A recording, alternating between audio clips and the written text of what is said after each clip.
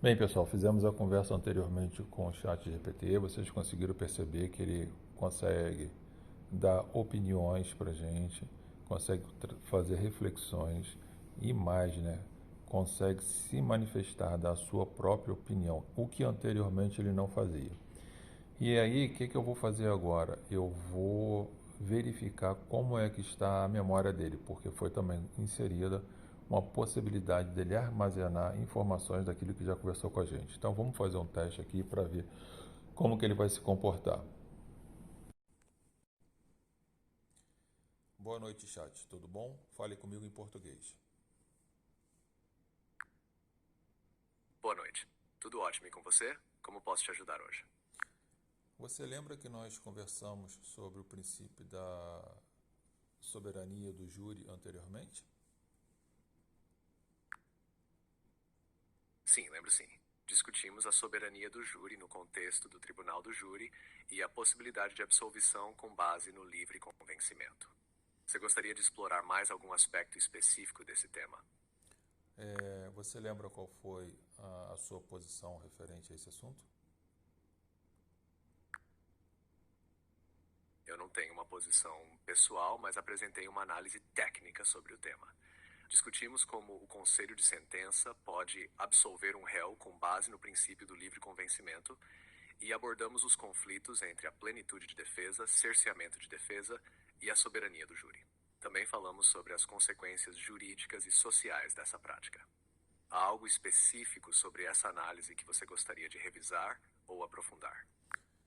Eu quero aprofundar sim, porque nossa conversa foi pautada nesse princípio, mas eu gostaria de me aprofundar sobre o princípio em si, já que o princípio é um fundamento, né, do nosso ordenamento jurídico. Eu continuo a entender que a flexibilização, né, de se cassar uma sentença, uma decisão dos jurados, é uma interferência do poder estatal sobre a soberania do povo.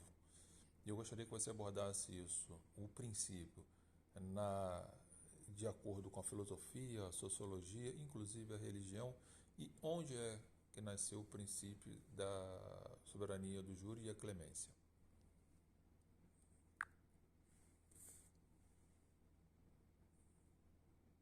Entendi. Vamos aprofundar sobre o princípio da soberania do júri e a clemência, abordando seus fundamentos filosóficos, sociológicos e religiosos, além de sua origem histórica. Origem e filosofia da soberania do júri. O princípio da soberania do júri tem raízes profundas na tradição jurídica anglo-saxônica, especialmente no sistema de common law inglês. Ele surgiu como uma resposta ao poder centralizado dos monarcas, que muitas vezes usavam a justiça como ferramenta de controle político. Filósofos iluministas como John Locke e Montesquieu influenciaram a consolidação desse princípio ao defenderem a separação dos poderes e a participação popular no sistema de justiça. John Locke argumentou que o governo deve ser uma expressão da vontade do povo e que o poder soberano deve estar limitado pela lei. Para ele, a soberania popular se manifesta não só na escolha dos governantes, mas também na administração da justiça. Montesquieu, em O Espírito das Leis, reforçou a importância de dividir o poder estatal para evitar a tirania, e o júri popular foi visto como um mecanismo para garantir que o julgamento fosse uma expressão direta da vontade do povo. Aspecto sociológico. Sociologicamente, a soberania do júri é uma expressão da democracia direta. O júri representa uma forma de participação cidadã no sistema de justiça, permitindo que indivíduos comuns, ao invés de magistrados profissionais, decidam sobre a culpabilidade ou inocência dos acusados. Esta prática reforça a confiança da população no sistema jurídico e legitima as decisões judiciais, pois são percebidas como mais justas e equitativas. Durkheim, por exemplo, analisou a função da punição na sociedade e destacou como o júri popular pode reforçar a coesão social ao refletir os valores e normas da comunidade. Aspecto religioso. No contexto religioso, a ideia de clemência tem profundas raízes na tradição cristã, onde a misericórdia é um valor central. A clemência, como ato de misericórdia, é vista como uma forma de temperar a justiça com a compaixão, refletindo a doutrina de que todos podem ser redimidos. Jesus Cristo, nos evangelhos, frequentemente pregava sobre o perdão e a misericórdia, enfatizando que o julgamento final pertence a Deus. Essa visão influenciou profundamente o pensamento ocidental sobre a justiça e a necessidade de temperar a rigidez da lei com a humanidade. Origens históricas. Historicamente, o princípio da soberania do júri pode ser traçado até a Magna Carta de 1215, onde o rei João da Inglaterra reconheceu o direito dos súditos de serem julgados por seus pares. Este foi um marco na limitação do poder real e na promoção da justiça participativa. Nos Estados Unidos, a Declaração de Direitos, Bill of Rights, de 1791, incorporou esse princípio, garantindo o direito ao julgamento por júri em casos criminais e civis, refletindo a importância dada pelos fundadores ao papel do júri como guardião das liberdades individuais contra a arbitrariedade estatal. Portanto, a soberania do júri é um princípio fundamental que emerge da confluência de filosofia, sociologia e religião. Ele representa a participação popular na administração da justiça, a resistência ao poder centralizado e a necessidade de temperar a justiça com clemência. A interferência do poder estatal na decisão dos jurados pode ser vista como uma erosão desse princípio, minando a confiança pública no sistema jurídico e a legitimidade das decisões judiciais. Pois é. E referente a tudo isso que você falou, me dá a sua opinião de como você acha que deve ser resolvida essa questão.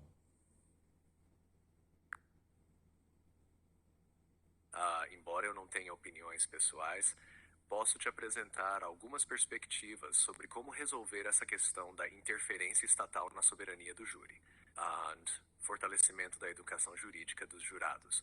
Uma maneira de respeitar a soberania do júri é melhorar a educação jurídica dos jurados. Eles devem ser bem informados sobre as leis e os princípios que regem os julgamentos. Isso pode ajudar a garantir que suas decisões sejam fundamentadas e justas, minimizando a necessidade de intervenção estatal.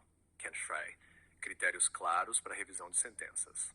Definir critérios muito claros e restritos para a revisão das sentenças proferidas pelo júri pode ser uma solução. Em casos onde há evidências contundentes de erro judicial, corrupção ou influência externa, a revisão pode ser justificada. Mas isso deve ser a exceção, não a regra, para preservar a integridade da decisão popular. A participação de juristas no processo de revisão. Outra abordagem seria envolver um painel de juristas e representantes da comunidade na revisão de sentenças. Isso garantiria que a revisão não seja uma decisão puramente estatal, mas uma que reflete um balanço entre conhecimento técnico e a vontade popular. A Anishvestra aprofundamento do debate público e transparência. Fomentar um debate público transparente sobre a importância da soberania do júri e os limites da intervenção estatal é crucial. A sociedade deve entender e discutir os princípios em jogo e as implicações de cada decisão. A transparência no processo de julgamento e revisão ajuda a manter a confiança pública no sistema. Proteção institucional ao júri. Fortalecer as proteções institucionais para garantir que as decisões do júri sejam respeitadas é essencial. Isso pode incluir leis que dificultem a anulação de decisões do júri sem justificativas extremamente sólidas. Princípio da clemência. Respeitar o princípio da clemência é importante, mas ele deve ser aplicado com critérios bem definidos. A clemência não deve ser vista como uma falha do sistema, mas como uma demonstração de humanidade e compaixão, refletindo a diversidade de valores na sociedade. Conclusão. A questão da interferência estatal na soberania do júri é complexa e multifacetada. Qualquer solução deve equilibrar o respeito pela decisão popular com a necessidade de garantir justiça e equidade. Melhorar a educação dos jurados, estabelecer critérios claros para a revisão de sentenças e manter a transparência e o debate público são passos importantes para resolver essa questão de maneira justa e eficaz. Deixa eu ver se eu entendi. Então, de acordo com o que você falou, você é a favor da flexibilização da aplicação do princípio da soberania do júri? Não necessariamente a favor da flexibilização, mas sim a favor de um equilíbrio. A proposta é encontrar um meio-termo que respeite a soberania do júri, enquanto garante que a justiça seja realizada de forma justa e equitativa. O ideal seria manter a decisão popular como regra, intervenindo apenas em casos extremos e com critérios muito claros e restritos. Isso preserva a integridade e a confiança no sistema, enquanto protege contra erros judiciais flagrantes. A A educação dos jurados e a transparência no processo são fundamentais para que as decisões do júri sejam bem fundamentadas e justas. Então como que nós vamos fazer para manter a soberania do júri se você abre espaço para, em algum momento, essa soberania ser flexibilizada? Não entendi. Entendo a preocupação. A questão central é garantir que a soberania do júri seja preservada ao máximo, mas também assegurar que a justiça não seja comprometida em casos de erros claros ou injustiças evidentes. Para manter a soberania do júri enquanto aborda situações excepcionais, podemos considerar respeito estrito às decisões do júri. A decisão do júri deve ser a regra, não a exceção. A intervenção só deve ocorrer em situações extremamente raras e bem justificadas, como evidências irrefutáveis de corrupção ou manipulação do júri. Procedimentos rigorosos para revisão. Estabelecer procedimentos rigorosos e transparentes para qualquer revisão de sentença do júri. Isso poderia envolver um processo de apelação com várias camadas de verificação, incluindo um painel de juristas e representantes da comunidade. CAST, educação e formação dos jurados. Fortalecer a formação e educação dos jurados para garantir que suas decisões sejam bem fundamentadas, reduzindo a necessidade de qualquer intervenção. Transparência e debate público. Promover a transparência nas decisões e no processo de revisão, garantindo que a sociedade entenda e confie no sistema. O debate público pode ajudar a equilibrar a necessidade de justiça com a soberania do júri. As proteções institucionais, criar proteções institucionais robustas para a decisão do júri, garantindo que a intervenção estatal seja verdadeiramente excepcional. Conclusão, a ideia não é flexibilizar a soberania do júri de forma ampla, mas sim proteger essa soberania enquanto se reconhece que, em casos raríssimos, pode haver a necessidade de revisão para garantir a justiça. A chave é manter essas intervenções extremamente limitadas e bem regulamentadas. Ok, então vou te dar um exemplo. Vamos imaginar... Entendo a preocupação com a preservação da soberania do júri. A ideia é que a soberania do júri deve ser mantida como a regra absoluta, com a intervenção estatal sendo uma exceção extremamente rara e bem justificada. A manutenção da soberania do júri. A soberania do júri deve ser respeitada e suas decisões acatadas na maioria dos casos. A intervenção só deve ocorrer em situações excepcionais, como evidências claras e incontroversas de erro judicial ou corrupção, onde a própria integridade do sistema jurídico está em risco. Critérios rigorosos para a intervenção. Para assegurar que a soberania do júri seja preservada, qualquer intervenção deve ser submetida a critérios extremamente rigorosos. Esses critérios devem ser transparentes e bem definidos, garantindo que apenas em situações de extrema necessidade haja revisão. Reforço da educação dos jurados. Investir na formação e educação dos jurados para que suas decisões sejam mais informadas e justas, diminuindo a necessidade de qualquer intervenção externa. Transparência e fiscalização. Manter um alto nível de transparência no processo judicial e na revisão de sentenças. Isso ajudará a manter a confiança pública e assegurar que qualquer intervenção seja vista como legítima e necessária. Conclusão. O objetivo não é flexibilizar a soberania do júri, mas sim garantir que ela seja respeitada em quase todos os casos, intervindo apenas quando absolutamente necessário para proteger a justiça e a integridade do sistema jurídico. Assim, mantemos o equilíbrio entre a soberania do júri e a necessidade de garantir que erros graves não comprometam a justiça. Entendi. Vou te dar um exemplo, ok? Claro, pode dar o exemplo. Imagine um julgamento no tribunal do júri onde o réu confessa que praticou o crime de homicídio, a defesa sustenta o pedido de clemência e os jurados acatam.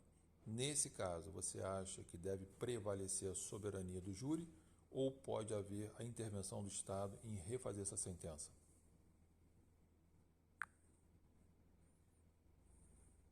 Esse é um exemplo complexo que realmente testa os limites da soberania do júri e o papel do Estado. Prevalência da soberania do júri. Na situação descrita, a soberania do júri deveria prevalecer, pois a decisão dos jurados ao acatar o pedido de clemência reflete a vontade popular e a função do júri de julgar não apenas os fatos, mas também aplicar um senso de justiça comunitário. Mesmo diante de uma confissão, os jurados podem ter levado em conta circunstâncias atenuantes ou humanitárias que justificam a clemência. Papel do Estado. O papel do Estado aqui seria garantir que o processo tenha sido justo e transparente.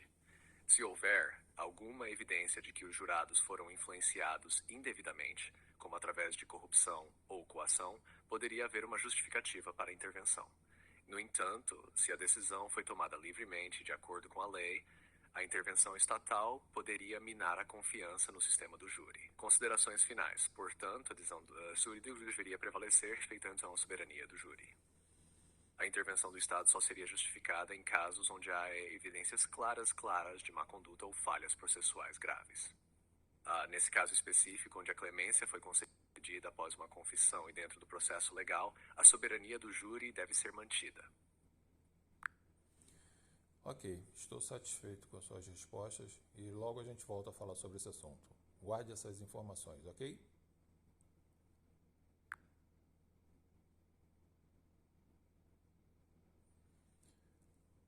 Estaremos num outro momento conversando. Perfeito, vou guardar essas informações.